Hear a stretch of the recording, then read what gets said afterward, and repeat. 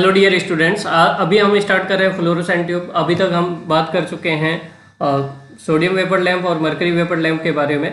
Mercury vapour lamp में high pressure mercury का use किया जाता है। फ्लोरोसेंट ट्यूब या फिर नॉर्मली हम ट्यूबलाइट बोलते हैं, ये हमारे पास क्या होती है, low pressure mercury vapour lamp होता है। Low pressure mercury vapour lamp जिसका हमारे पास इसका लेंथ जो है वो लगभग हमारे पास 0.6 मीटर भी हो सकता है, 1.2 मीटर की भी होती है और 1.5 मीटर की लेंथ में होती है। तो और इसका जो डायमीटर होता है ट्यूबलाइट का वो 25 mm का होता है। अब इस ट्यूबलाइट के अंदर क्या होता है, हमेशा ध्यान रखिएगा, आर्गन गैस को फिलअप किया जाता है इसमें। और आर्गन गैस क्या करती है, जो हमारे पास इसके चारों ओर, आपने देखा होगा फ्लोरोसेंट ट्यूब में क्या होता है, फॉस्फोर की चारों तरफ एक कोटिंग की जाती है। जैसे ही आर्गन गैस में टेम्परेचर बढ़ता है, वह क्या करती है, इन सारे फॉस्फोर के जो कण हैं उनको एक्टिव कर देती है और हमारे पास जो है ट्यूबलाइट ग्लो करती हुई दिखाई देती है। ठीक है, इसके बारे में डिटेल से बात करते हैं। इसमें क्या होता है देखिए ज़रा प्लीज़। इसमें ये ट्यूबलाइट है। ट्यूबलाइट में हमारे पास कौन कौन से पार्ट होते हैं, इसमें इंटरनली हमारे पास आर्गन गैस होती है, प्लस चारों ओर फॉस्फर की कोटिंग होती है। यहाँ पर इसके चारों ओर फॉस्फर की कोटिंग होती है जो पाउडर फॉर्म में होता है। ठीक है, इसके चारों ओर फॉस्फर की कोटिंग होती है। ये दो इलेक्ट्रोड है, electrode first and electrode second, और ये हमारे पास क्या कहलाता है, स्टार्टर कहलाता है। ठीक है, और इसको हम क्या बोलते हैं, चोक कोयल। आज के टाइम में चोक कोयल हमारे पास जो है वो इलेक्ट्रॉनिक बैलेस्ट का जो फॉर्म ले लिया गया और स्टार्टर लेस ट्यूबलाइट यूज़ की जाती है आजकल। लेकिन हम पहले इसके बारे में डिस्कस करेंगे, फिर उसमें क्या डिफरेंस है वो हम बता देंगे कि क्या डिफरेंस रहेगा।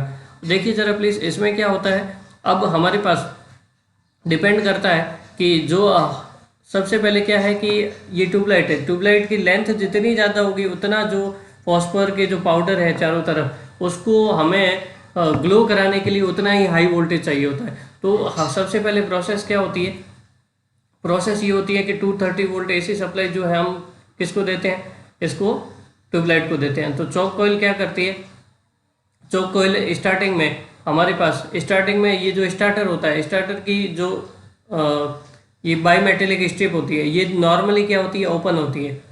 ठीक है, नॉर्मली ओपन होती है। लेकिन जैसे जैसे जैसे ही हम सप्लाई वोल्टेज अप्लाई करते हैं तो इसके अक्रॉस सप्लाई आने पर ये क्या हो जाती है, हीटेड हो जाती है। और हीटेड होने के कारण ये दोनों क्या हो जाते हैं, कॉन्टेक्ट्स क्लोज हो जाते हैं। क्लोज होते ही उसके बाद थोड़ी देर में ही क्या हो जाती है, इसकी कूलिंग हो जाती है और वापस यह कॉन्टैक्ट क्या हो जाते हैं, ओपन हो जाते हैं। जैसे ही ये कॉन्टैक्ट क्या होते हैं, रीओपन होते हैं। रीओपन होते ही उस टाइम हमारे पास क्या होता है, V इक्वल टू क्या होता है, LDI/dt।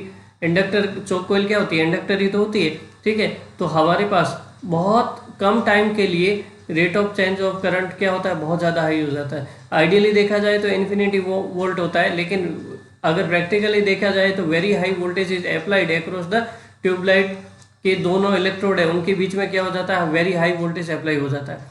स्टार्टिंग में लगभग 800 वोल्ट तक वोल्टेज अप्लाई हो जाता है, जिसके कारण क्या होता है, आर्गन गैस का टेम्परेचर बढ़ जाता है। आर्गन गैस का टेम्परेचर बढ़ेगा तो टेम्परेचर बढ़ेगा तो क्या होगा, हीट होगी, और हीट होगी तो उसके कारण क्या होगा, ये जो इंटरनली फॉस्फोर पाउडर यूज़ किया गया है, ये क्या करेगा, ये ग्लो करेगा धीरे धीरे टेम्परेचर बढ़ने के साथ। और ग्लो करने के कारण क्या होता है, ट्यूबलाइट हमें जलती हुई दिखाई देती है।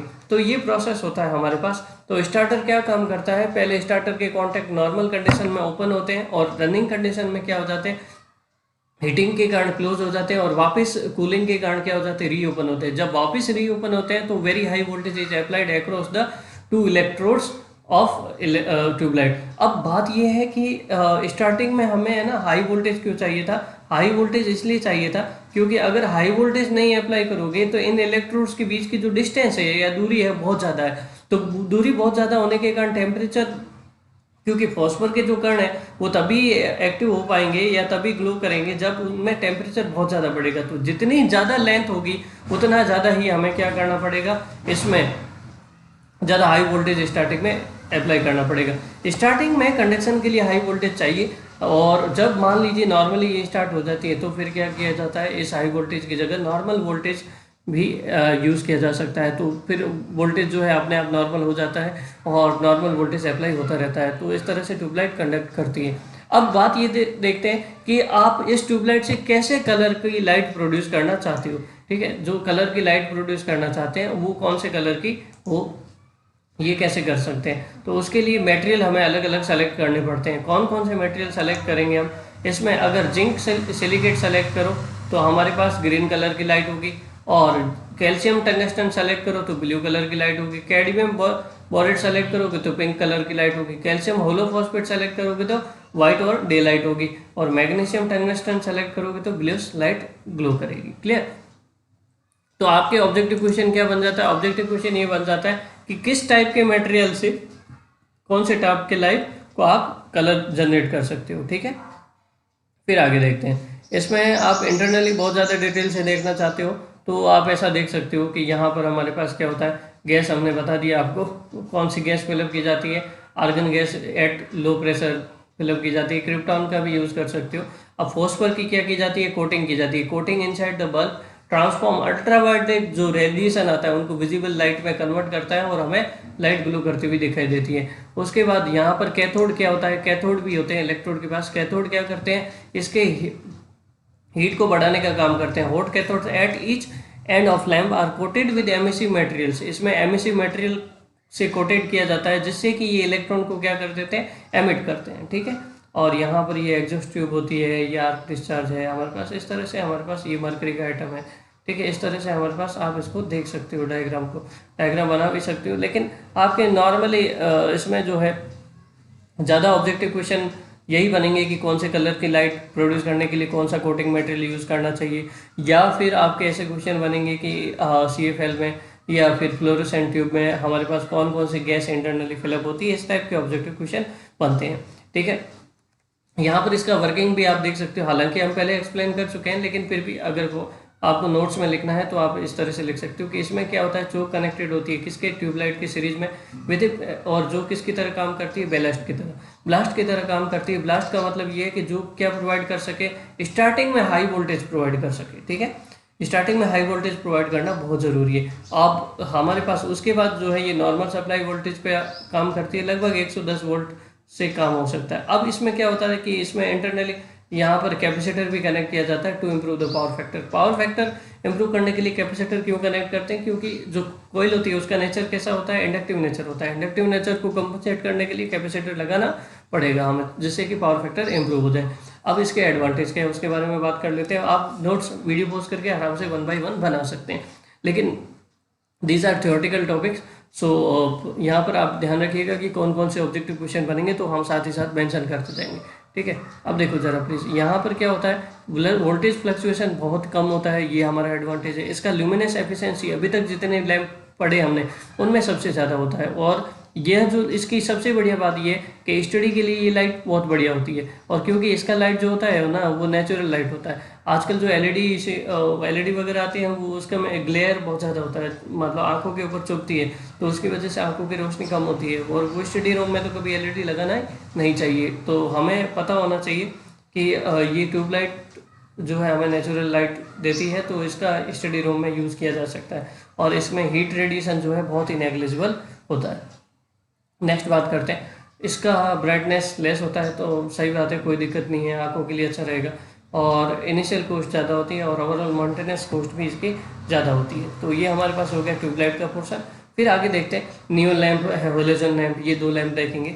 इनके बारे में ज़्यादा डिटेल से तो नहीं आएगा, बस आपको 2 ऑब्जेक्टिव क्वेश्चन बन सकते हैं कि नियॉन लैंप का यूज़ कहाँ करते हैं, एक ऑब्जेक्टिव क्वेश्चन ये। तो 1 by 1 हम देख लेते हैं। नियॉन लैंप क्या करते हैं कि इनको जो ऑपरेट किया जाता है बहुत ही कम टेम्परेचर पे ऑपरेट किया जाता है, इसलिए इनको क्या बोला जाता है, कोल्ड कैथोड डिस्चार्ज लैंप। तो पहला ऑब्जेक्टिव क्वेश्चन ये बन गया कि लो टेम्परेचर पे ऑपरेट करने वाले लैंप कौन से, नियॉन लैंप होते हैं जो कोल्ड कैथोड डिस्चार्ज लैंप कहलाते हैं। तो आपको बता सकते हैं कि नियॉन लैंप कैसे होते हैं, इस टाइप के होते हैं जिनको हम कहाँ यूज़ करते हैं, जैसे कोई नाम लिखना हो किसी बिल्डिंग पे, आपने देखा होगा बिल्डिंग्स वगैरह पे, कॉम्प्लेक्स वगैरह पे नाम लिखा होता है एडवर्टाइजिंग के लिए, तो वहाँ पे नियॉन लैंप का यूज़ किया जाता है। ठीक है, नियॉन लैंप के बारे में डिटेल से बात करते हैं। तो 2 ऑब्जेक्टिव क्वेश्चन हो गए। पहला ऑब्जेक्टिव क्वेश्चन हो गया कि लो टेम्परेचर पे कौन सा हमारे पास लैंप काम करता है, नियॉन लैंप काम करता है अबाउट 200 डिग्री सेंटीग्रेड। और दूसरा ऑब्जेक्टिव क्वेश्चन क्या हो गया कि हमारे पास एडवर्टाइजिंग के लिए कौन सा लैंप यूज़ किया जाता है, नियॉन लैंप यूज़ किया जाता है। इसमें क्या होता है, इंटरनली 2 इलेक्ट्रोड होते हैं। ये इलेक्ट्रोड किससे बने होते हैं, आयरन या निकल सिलेंडर से बने होते हैं विदाउट एनी कोटिंग, कोई कोटिंग नहीं होती, और प्रैक्टिकली ये इलेक्ट्रॉन को भी एमिट नहीं करते हैं। ये कैसी लाइट देते हैं? रेड लाइट देते हैं with the mixture of mercury, और मरकरी और आर्गन, और ये जो है नॉर्मली तो रेड लाइट देते हैं, लेकिन मरकरी और आर्गन के मिक्सचर हो तो ये कैसी लाइट दे सकते हैं? ब्लूइश ग्रीन कलर की लाइट देते हैं।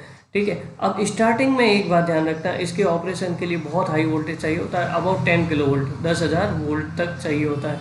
तो ये स्टार्टिंग में हाई वोल्टेज कहाँ से लाए? तो हाई वोल्टेज लाने के लिए हम क्या करते हैं? ट्रांसफार्मर का यूज़ करते हैं। ट्रांसफार्मर की सेकेंडरी की टर्न्स बहुत ज़्यादा रखते हैं, ठीक है, जिससे कि लगभग 10,000 वोल्ट यहाँ पर प्रोड्यूस हो सके। ठीक है, और 10,000 वोल्ट स्टार्टिंग में इसके नियॉन लैंप को ऑपरेशन के लिए हम देते हैं। ठीक है, अब हमारे पास क्या है, इसमें भी वही लिखा हुआ है, ट्रांसफार्मर की प्राइमरी को हम सप्लाई देते हैं, सेकेंडरी से हमें कितना मिलता है? 10,000 वोल्ट मिलता है, और ये क्या करता है? डिस्चार्ज होता है किसमें? नियॉन गैस में, और डिफरेंट कलर जो ऑब्टेन कर सकते हो गैसेस को, और मरकरी जो फील्ड की गई है उसको चेंज करके आप डिफरेंट कलर ऑब्टेन कर सकते हो।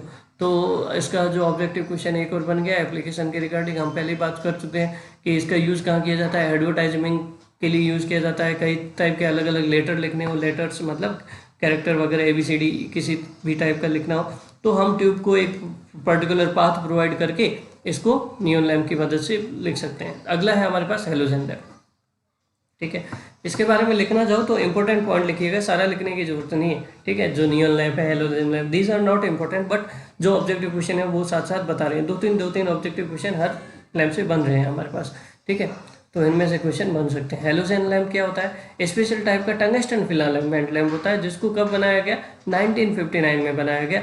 और इसमें क्या किया जाता है? Small amount of halogen vapour को ऐड कर दिया जाता है to the inert gas. Inert gas कौन कौन सी होती है? क्रिप्टॉन, जीनॉन, आर्गन, नियॉन, ये सारी क्या है? इनर्ट गैस होती है ना। हीलियम, अगर आपको पूछा जाए कि what are the inert gas, helium है, नियॉन है, क्रिप्टॉन है, आर्गन है, जीनॉन है, ये जो है हमारे पास कैसी गैसेस रहती है? इनर्ट गैसेस रहती है। इनर्ट गैसेस क्यों रहती है? इनर्ट गैसेस इसलिए यूज़ करते हैं, आपने अभी तक हमने जितने भी लैंप देखे ना, सब में इनर्ट गैसेस का यूज़ किया गया है, चाहे आर्गन यूज़ करो, चाहे नियॉन यूज़ करो, कैसा भी यूज़ करो। तो वहाँ पे इनर्ट गैस क्या करती है? इंटरनली टेम्परेचर को इंक्रीज करती है। और मैं आपको बताया कि हाई टेम्परेचर पे ही कोई बॉडी क्या करती है? क्लोज बॉडी ग्लो करती है। तो इसका टेम्परेचर कितना हो जाता है? हाई टेम्परेचर 3000 डिग्री सेंटीग्रेड तक रहता है।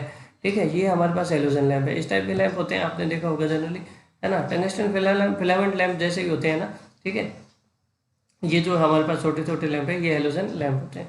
ठीक है, आपने देखा होगा हेलोजन लाइट, जो जब शादी ब्याह होती है तो भी हेलोजन लाइट लगाते हैं ना, बड़ी सी लाइट होती है। अब इसमें क्या होता है?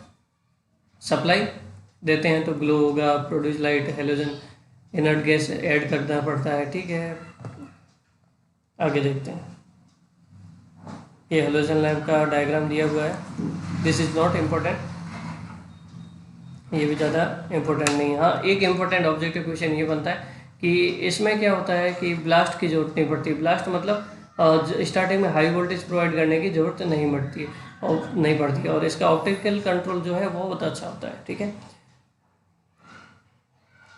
अब इसके डिसएडवांटेज क्या है? अब क्या होता है, मेंटेनेंस और इसकी हैंडलिंग जो है वो डिफिकल्ट होती है। रेडिएंट हीट जो है वो बहुत ज़्यादा होती है, जो सराउंडिंग को क्या कर देती है, बहुत ज़्यादा गर्म करती है। कभी भी हेलोजन लैंप लगा हो, उसके पास खड़े हो जाना, बहुत ज़्यादा गर्मी महसूस होगी आपको, और क्योंकि इसका ऑपरेटिंग टेम्परेचर क्या होता है, बहुत ज़्यादा होता है, इसलिए इसकी लाइफ भी क्या होती है, बहुत कम होती है। अब बात करेंगे हम CFL के बारे में। हालांकि CFL का भी यूज़ होना बहुत कम हो गया है आज के टाइम सबसे ज़्यादा क्या यूज़ हो रहा है? LED यूज़ हो रहा है। CFL का पहले टाइम में क्यों यूज़ करते थे और अब क्यों बंद कर दिया है, उसके बारे में भी हम बात करेंगे। ठीक है,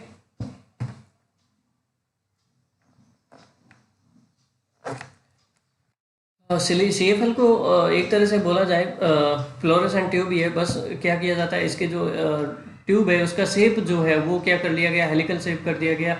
इस तरह से आपने शेप बना दिया गया। ये जो शेप है आपने अलग टाइप का बना दिया। ये शेप इतना अलग बनाने का क्या कारण है? क्योंकि जितना ट्यूब की लेंथ ज़्यादा होगी उतना ही हमारे पास क्या होगा, ज़्यादा लाइट प्रोड्यूस हो पाएगी। ठीक है, तो यहाँ पर हमारे पास कुछ मॉडिफिकेशन किया गया ट्यूबलाइट में, और उसको हमने बोल दिया कॉम्पैक्ट फ्लोरोसेंट लैम्प। मतलब फ्लोरोसेंट लैंप की ही ऑपरेशन है सेम, लेकिन उसको हमने क्या कर दिया, इसके ट्यूब के जो डिजाइनिंग है उसको चेंज कर दिया गया, ठीक है। अब इसमें भी यही बोला है कि ये लो प्रेशर क्या है, मरकरी वेपर लैंप है, जबकि ट्यूबलाइट भी क्या था, low pressure mercury vapour lamp था। उसमें भी कितने थे, 2 इलेक्ट्रोड थे, और एमिसिव मटेरियल को हमें क्या करना पड़ता है, कोटिंग करनी पड़ती है, ठीक है। और यहाँ पर हमारे पास क्या होता है कि फ्लोरोसेंट पाउडर जिसकी बात कर रहे थे हम, पूरा का पूरा एक तरह से आप ऐसा बोल सकते हो कि ट्यूबलाइट की तरह ही है, बस ग्लास का जो कंस्ट्रक्शन है या फिर डिज़ाइन है वो हमने चेंज कर दिया गया, ठीक है। एप्लीकेशन वगैरह देख लीजिएगा, हर कहीं पर भी यूज़ कर सकते हो। मेनली जहाँ पर यूनिफॉर्म एल्यूमिनेशन चाहिए होता है वहाँ पर इसका यूज़ किया जाता है। मेनली कहाँ यूज़ किया जाता है, यूनिफॉर्म मतलब इक्वल एल्यूमिनेशन जहाँ पर चाहिए चारों तरफ, वहाँ पर CFL का यूज़ किया जाता है, ठीक है। अब हम आगे बात करेंगे कि आपको ये पता होना चाहिए, एक ऑब्जेक्टिव क्वेश्चन है, हालांकि हम थोड़ा बहुत आगे भी बता चुके हैं कि फोटोमीटर क्या होता है। फोटोमीटर मतलब ऐसा मीटर जो फोटो मीन्स लाइट से क्या मेजर करोगे, कैंडल पावर। क्या मेजर करोगे, कैंडल पावर। तो कैंडल पावर मेजर करने के लिए कौन सा मीटर का यूज़ किया जाता है, इस टाइप का क्वेश्चन आपको बनता है। तो आप कौन से मीटर को सेलेक्ट करोगे, फोटोमीटर को, ठीक है। आपको थोड़ा बहुत आइडिया होना चाहिए, ठीक है। अब दूसरा ऑब्जेक्टिव क्वेश्चन क्या बनता है फोटोमीटर के ऊपर, कि यह जो फोटोमीटर है वो किस लॉ के ऊपर वर्क करता है, inverse square law of illumination. Illumination के जो हमने 2 लॉ पढ़े उसमें से हमारे पास इनवर्स स्क्वायर लॉ जो होता है उसके ऊपर ये हमारे पास फोटोमीटर जो है अप्लाई होता है, ठीक है। 2 टाइप के होते हैं, एक स्टेशनरी फोटोमीटर होता है और एक हमारे पास क्या होता है, पोर्टेबल फोटोमीटर होता है। तो इसमें आपके पास इसको लिख दीजिएगा आपकी इच्छा हो तो, लेकिन ज़्यादा यहाँ से ऑब्जेक्टिव क्वेश्चन नहीं बनेगा, ठीक है। बस आपको पता होना चाहिए ये इस टाइप का फोटोमीटर देखता है, जिससे हम क्या कर सकते हैं, किसी भी लैंप की कैंडल पावर को मेजर कर सकते हैं कि कितना कैंडल पावर दे रहा है। अब हमारे पास घर में जो लाइटिंग की जाती है वो कई टाइप की जाती है, तो आपको पता होना चाहिए कि लाइटिंग स्कीम जो है 5 टाइप की होती है। पहला होता है हमारे पास डायरेक्ट लाइटिंग, दूसरा होता है इनडायरेक्ट लाइटिंग, तीसरा है सेमी इनडायरेक्ट लाइटिंग और semi direct lighting, semi indirect lighting और पांचवा जनरल लाइटिंग। डायरेक्ट और इनडायरेक्ट लाइटिंग से क्या मतलब है, हम एक डायग्राम देखेंगे और उसी के थ्रू एक्सप्लेन करेंगे। तो देखिए जरा प्लीज, डायरेक्ट लाइटिंग में क्या होता है, डायरेक्ट लाइटिंग में ये होता है, ये जितने भी लैंप है ना, जिसमें क्या होता है, जो कोई भी ऑब्जेक्ट है, मान लीजिए यहाँ नीचे ऑब्जेक्ट है, तो 90 से 95% जितनी भी लाइट होती है वो सारी इस ऑब्जेक्ट के ऊपर गिरती है डायरेक्टली, ठीक है। बीच में कुछ नहीं होता है, डायरेक्ट ऑब्जेक्ट पे ही हमारे पास लाइट फॉल होती है, तो ये डायरेक्ट लाइटिंग होगा। इनडायरेक्ट लाइटिंग क्या होता है, इनडायरेक्ट लाइटिंग जैसे आपने पीओपी घर में करते हो, या फिर कोई ड्राइंग ऑफिस हो, या फिर आर्किटेक्ट ऑफिस हो, तो वहाँ पर इस टाइप की लाइटिंग यूज़ की जाती है, क्योंकि इस टाइप की लाइटिंग से क्या होता है, शेडो नहीं होता है, शेडो मतलब छाया नहीं होती है, तो हमारे पास कोई भी प्रिसाइज वर्क करना हो उसके लिए ये हेल्पफुल रहता है, ठीक है।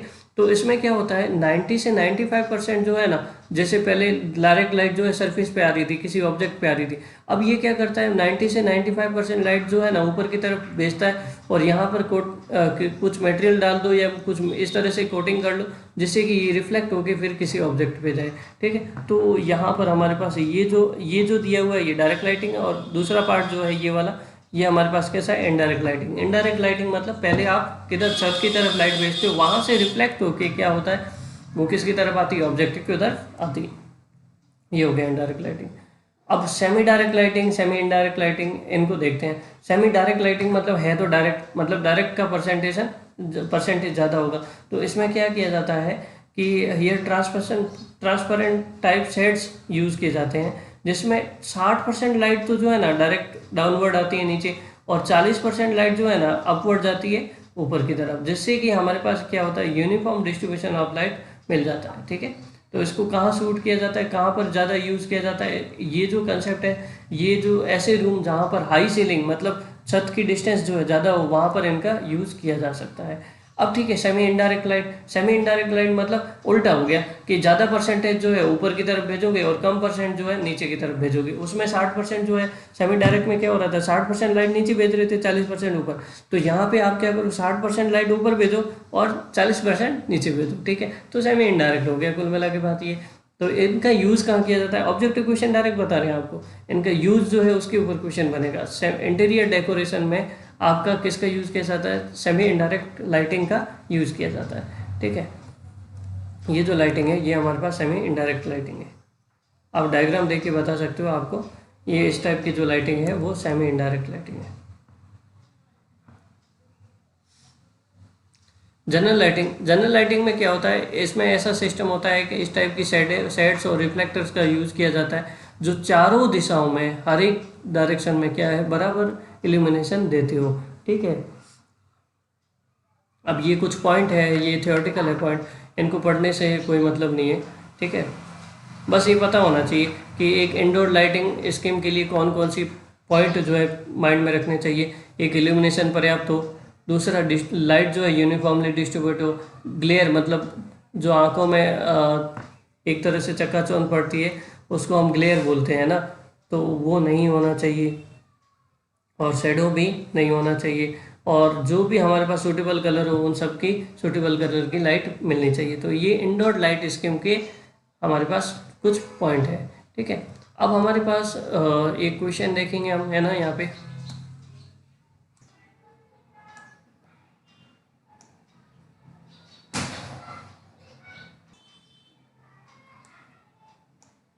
अब एक फॉर्मूला लिख दीजिए, उस फॉर्मूले के ऊपर हम क्या करेंगे, कैलकुलेशन ऑफ इल्यूमिनेशन के क्वेश्चन करेंगे। तो एक फॉर्मूला लिखिएगा या फिर हेडिंग लगा दीजिए, calculation of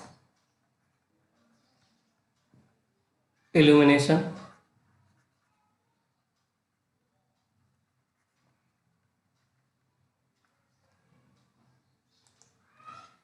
n equal to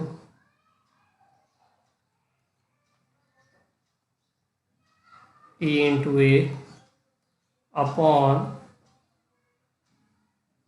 O into maintenance factor into utilization factor, where n क्या है हमारे पास, n is the number of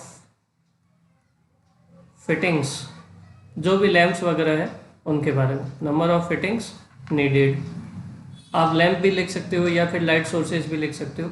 ई हमारे पास क्या है, illumination, E is the illumination, unit क्या रहेगा, लक्स।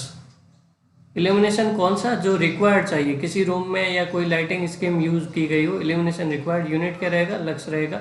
ये क्या है, जो भी एरिया है हमारे पास उसका हमें एरिया किस में, वर्किंग एरिया मीटर स्क्वायर में आप ले सकते हो, मीटर स्क्वायर में वर्किंग एरिया है। ओ क्या है हमारे पास, ओ है ल्यूमिनस फ्लक्स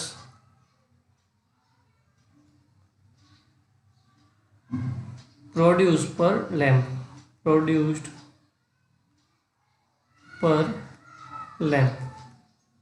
हर लैंप जो है वो कितना ल्यूमिनस फ्लक्स प्रोड्यूस करता है उसको ओ से शो करते हैं। M F is nothing but the maintenance factor, maintenance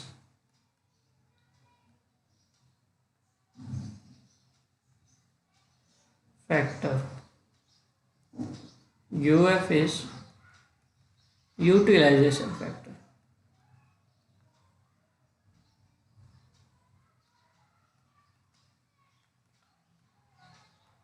इस फॉर्मूले को याद रख सकते हो, या फिर ऐसे, ये एम्पेरिकल फार्मूला है, इसको याद रखने का तरीका तो यही है, N E A knee upon O M U, ऐसे याद रख दो, नी ओमू। ठीक है, एक ट्रिक है बस अगर याद रखना चाहते हो तो। ठीक है, आगे देखते हैं, इसके ऊपर बेस्ड हम क्या करेंगे, न्यूमेरिकल करेंगे। तो इस फॉर्मूले को याद कर दीजिएगा, और उसके बाद इसमें देखिएगा कौन कौन सी चीज़ क्या शो कर रही है। एन हमारे पास क्या है, नंबर ऑफ फिटिंग्स नीडेड। ई हमारे पास है कौन कौन सी कितना इल्यूमिनेशन रिक्वायर, किसी रिक्वायरमेंट, ये एरिया कितना है, हर बल्ब जो है कितना इल्यूमिनेशन फ्लक्स प्रोड्यूस करेगा, मेंटेनेंस फैक्टर कितना है, और यूटिलाइजेशन फैक्टर कितना है। ठीक है, आगे देखते हैं, इनके बारे में बात करते हैं। ठीक है, क्वेश्चन करेंगे। एक क्वेश्चन लिखिए जरा प्लीज, क्वेश्चन लिखिएगा, ए स्मॉल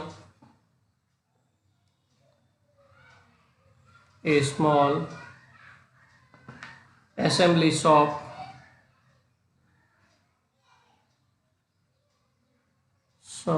कोई भी असेंबली शॉप है जिसका जो हमारे पास लेंथ है 16 मीटर लॉन्ग है और 10 मीटर वाइड है, क्वेश्चन साथ ही साथ लिख सकते हो, और 3 मीटर जो है इसका हाइट है, 3 मीटर हाइट।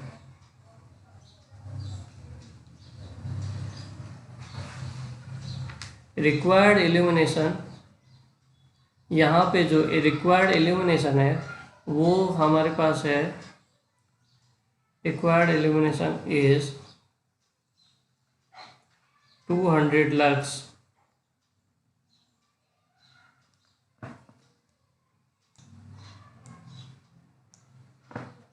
आगे लिखिए, यहाँ पे यूटिलाइजेशन फैक्टर जो है वो डायरेक्ट लिख देते हैं 0.74 है। मेंटेनेंस फैक्टर हमारे पास है 0.8। आपको क्या कैलकुलेट करना है, calculate the number of lamps, the number of lamps required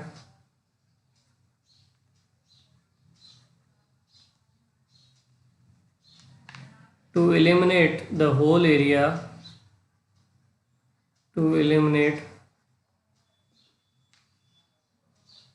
the whole area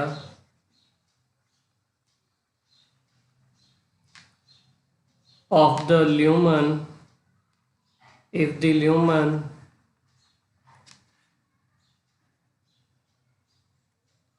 output of the lamp selected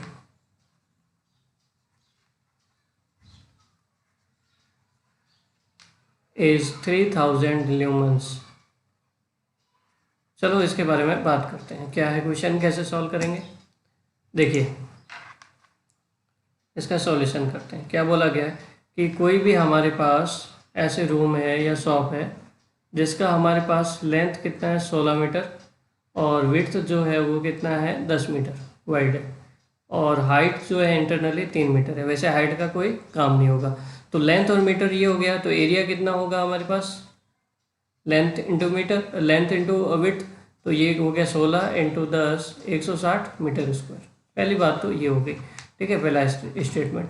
अब उसके बाद क्या है कि ये जो हमारे पास शॉप है उसमें एल्यूमिनेशन कितना चाहिए, एल्यूमिनेशन मतलब रिक्वायर्ड एल्यूमिनेशन 200 लक्स बोला है, ठीक है। ई की वैल्यू ये, यूटिलाइजेशन फैक्टर कितना दिया हुआ है 0.74 और मेंटेनेंस फैक्टर कितना दिया हुआ है 0.8।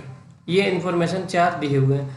दूसरा इन्फॉर्मेशन क्या दिया हुआ है कि इसमें जो लैंप सेलेक्ट किया ना हमने, उनका हर एक का जो ल्यूमेन आउटपुट है वो कितना है, वो हमारे पास है 3000 ल्यूमेन, ठीक है, ये दिया हुआ है। तो अल्टीमेटली हमारे पास यहाँ पर हमारे पास n इक्वल टू ये फाइंड आउट करना है, तो क्या था E into a upon lumen output maintenance factor into utilisation factor, सबकी वैल्यू रखते हैं। ये कितना है हमारे पास, E की वैल्यू है 200, एरिया है हमारे पास 160 metre square upon lumen output कितना है 3000 इंटू मेंटेनेंस फैक्टर इज 0.8 और यूटिलाइजेशन फैक्टर 0.74। इसको सोल्व करोगे तो टोटल कितने लैंप चाहिए होंगे आपको, 18 लैंप चाहिए होंगे इस शॉप में लगाने के लिए। तो आप इस तरह से कैलकुलेशन कर सकते हो, फॉर्मूला सिंपली ये यूज़ किया जा सकता है। अब आपके और टाइप के न्यूमेरिकल कैसे बन सकते हैं वो देखिए ज़रा प्लीज़। और न्यूमेरिकल इसी के ऊपर ज़्यादा करने से बेहतर है इसी क्वेश्चन को और एलिब्रेट करते हैं। देखो आपको यहाँ पर ऐसा भी पूछा जा सकता है कि आपके पास यहाँ पर डिप्रिसिएशन फैक्टर दे दे, कौन सा फैक्टर दे दें, डिप्रिसिएशन फैक्टर 1.25 दे दे, ठीक है। मान लो डिप्रिसिएशन फैक्टर आपको ये दे दिया, अब डिप्रिसिएशन फैक्टर ये दे दिया तो मेंटेनेंस फैक्टर आपको फॉर्मूला में तो क्या चाहिए, मेंटेनेंस फैक्टर। तो मेंटेनेंस फैक्टर क्या होता है 1 डिप्रिसिएशन फैक्टर, ठीक है, यही होता है। तो इसको आप 1/1.25 करते हो तो कितना आ जाएगा 0.8। तो ये भी आपके पास स्टेटमेंट यहाँ पर चेंज करते थे, डायरेक्ट मेंटेनेंस फैक्टर नहीं देके आपको डिप्रिसिएशन फैक्टर देते तो घबराने की ज़रूरत नहीं है, ठीक है। हो सकता है आपको नंबर ऑफ फिटिंग दे दे और हर एक लैंप का क्या पूछ ले, आउटपुट पूछ ले कि आउटपुट ल्यूमेन आउटपुट हर एक लैंप का फाइंड आउट करो, वो भी पूछ सकते हैं। या फिर बाकी सारी वैल्यू दे दे और टोटल एल्यूमिनेशन हमें कितना चाहिए, ई की वैल्यू वो कितना चाहिए वो भी हमें पूछा जा सकता है। तो इस तरह से आपके पास न्यूमेरिकल क्वेश्चन बनते हैं, ठीक है। हम देखते हैं कि फ्लोरोसेंट लैंप में हमारे पास ट्यूबलाइट जो है उसमें कुछ रह गया था पोर्शन। ये देखिए ट्यूबलाइट है ना, इसमें क्या पोर्शन रह गया था, एक क्वेश्चन आता है कि कौन सी लैंप में हमें स्ट्रोबोस्कोपिक इफेक्ट देखने को मिलता है। स्ट्रोबोस्कोपिक इफेक्ट क्या होता है? हालांकि ये इफेक्ट आप सबने देखा होगा लेकिन नाम नहीं पता होगा। एक्चुअली क्या होता है, जब आप ट्यूबलाइट ऑन करते हो तो आप ऊपर घर के छत पंखे को देखो, वो कई बार ऐसा लगता है कि वो स्टेशनरी दिखता है, चलता हुआ नहीं दिखता है ना। कोई चीज़ हमें रियलिटी में क्या है, मूविंग है लेकिन स्टेशनरी दिखती है या फिर उल्टी घूमती हुई दिखती है, ऐसा प्रतीत होता है, अपीयर होता है। तो इस इफेक्ट को क्या बोलते हैं? स्ट्रोबोस्कोपिक इफेक्ट बोलते हैं। तो इसमें पहला पॉइंट तो ये हो गया। दूसरा पॉइंट क्या कि ये जो इफेक्ट होता है लो फ्रिक्वेंसी पे जो है ज़्यादा इफेक्टिव होता है, ज़्यादा दिखता है हमारे पास। हाई फ्रिक्वेंसी पे जो है इसका इफेक्ट क्या होता है, कम होता है। ठीक है, पहला पॉइंट ये हो गया। दूसरा, आजकल की जो ट्यूबलाइट है उसको उसमें स्टार्टर को रिप्लेस कर दिया गया है। किससे रिप्लेस कर दिया गया है? एक फिलामेंट हीटिंग ट्रांसफार्मर को यूज़ करते हैं आजकल स्टार्टर की जगह पर। ठीक है, देखते हैं उसके बारे में क्या हुआ। एडिशन लाइट बल्ब आया, उसके बाद 1901 में फ्लोरोसेंट ट्यूब आई, 1901 में, 1919 में हमारे पास सोडियम वेपर लैंप आया, 1970 में फर्स्ट रेड लैंप आया, उसके बाद 1990 में हमारे पास कई टाइप की जो ट्रैफिक लाइट्स यूज़ की जाती है, रेड, ऑरेंज और ग्रीन टाइप की, इस टाइप की लाइट आई। उसके बाद हमारे पास ग्रीन और ब्लू हाई ब्राइटनेस की एलईडी आ गई। कब आ गई? 1995 में।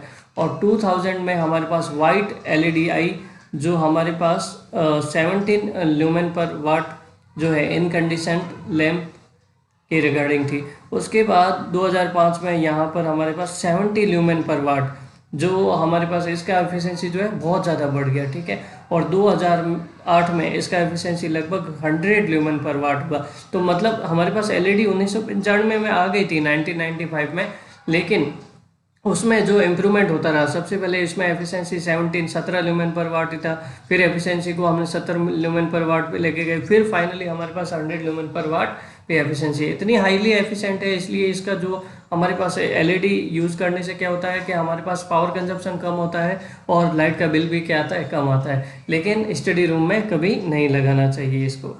वो होते हैं उनको आपस में क्या कर दिया जाता है, जोड़ दिया जाता है। तो हमारे पास जब सप्लाई अप्लाई की जाती है तो जो देखो जरा यहाँ पर एन टाइप से हमारे पास पॉजिटिव चार्ज कैरियर इधर जा रहे हैं, और पी टाइप से हमारे पास, पी टाइप में क्या होते हैं, होल्स होते हैं, उनका मूवमेंट पी से एन टाइप की ओर होता है और इलेक्ट्रॉन्स का मूवमेंट एन से पी टाइप की ओर होता है। तो जब इलेक्ट्रॉन और होल का रिकॉम्बिनेशन होता है तो हमारे पास रिकॉम्बिनेशन के कारण क्या होती है, एनर्जी जो रिलीज होती है in the form of light. ठीक है, ये बात ध्यान रखिएगा, energy release in the form of light. अब एलईडी जो है इसमें क्या होता है, सेमीकंडक्टर की बहुत सारी लेयर होती है, पी टाइप और एन टाइप। तो जनरली इसमें जो हमारे पास मोनोक्रोमेटिक सिंगल लाइट जो होती है वो हमारे पास फॉस्फर, अगर वाइट एलईडी चाहिए तो फॉस्फर का कोटिंग कर दो। ठीक है, और इसमें जो है हमें डिपेंड करता है कि अलग अलग एलईडी कलर चाहिए आपको, तो मटेरियल भी अलग अलग टाइप का यूज़ करना पड़ेगा। ठीक है, अगर आपको मान लीजिए रेड, ऑरेंज या फिर अंबर टाइप का चाहिए तो आप इस कॉन्फ़िगरेशन को यूज़ कर सकते हो, AIIN gallium phosphide, indium gallium phosphide, इसका यूज़ कर सकते हो। और ग्रीन और ब्लू चाहिए तो आप हमेशा इंडियन गैलियम ये वाला पोर्शन यूज़ कर सकते हो। ठीक है कि ये ऑब्जेक्टिव क्वेश्चन बन रहा है, बस उन सारे पॉइंट को आप ढंग से नोट करें और उनको रिवाइज करें। बहुत ही इजी सब्जेक्ट है। ठीक है।